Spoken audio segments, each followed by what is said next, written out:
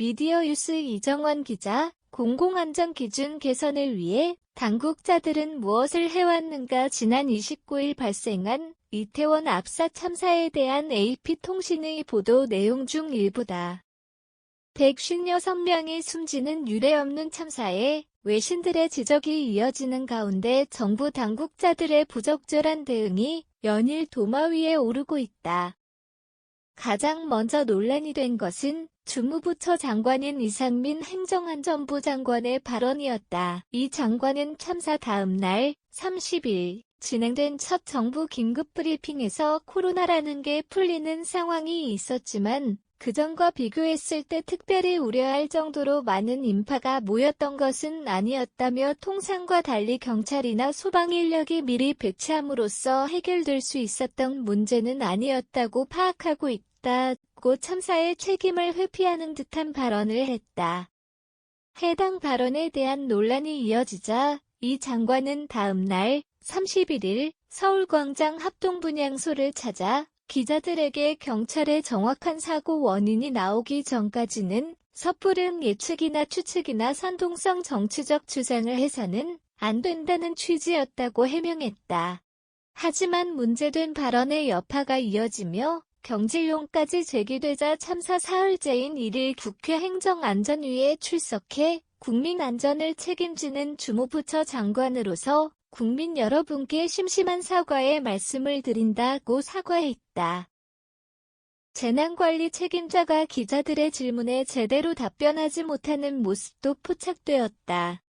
참사 이틀째인 31일 정부 세종청사에서는 중앙재난대책본부 이태원 참사 첫 브리핑이 진행되었다. 교통통제 및 경찰 투입 인력에 대한 질문이 나오자 돌아온 당국자의 답변은 뜻밖이었다. 김성호 행안부 재난안전관리본부장은 경찰청에서 답변을 해달라며 답변을 피하는 모습을 보였다.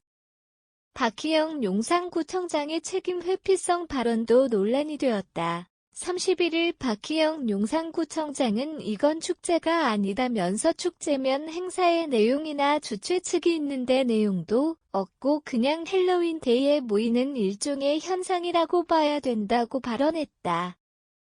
이 역시 곧바로 책임 회피라는 비판이 쏟아졌다. 논란이 이어지자 박 구청장은 다음날 서면으로 송구스럽다는 입장을 밝혔다. 참사 사흘째인 1일 한덕수 국무총리는 프레스센터에서 외신 기자회견을 열었다. 이번 참사에서 외국인 사상자도 많았던 만큼 외신 기자들을 상대로 답변하는 시간을 가진 것이다. 하지만 이 자리에서 한 총리는 분위기와 어울리지 않는 농담성 발언을 해 여론의 문매를 맞았다.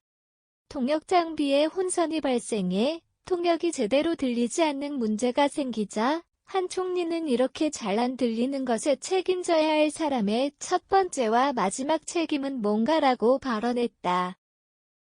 딱딱한 분위기를 풀어보려는 취지였다고 설명했지만 이 자리는 자국 국민이 희생된 외신 기자들이 참석한 엄중한 자리였다. 공무원은 국민 전체의 봉사자이며 국민에 대한 책임을 진다. 대한민국 헌법 제7조 제1항에 명시된 공무원의 의무다. 지금 국민들이 정부에 원하는 것은 참사에 대한 변명과 회피가 아니다. 책임 있는 사람들의 진심 어린 사과와 국민 안전을 지키기 위한 대책 마련이 필요한 시점으로 보인다.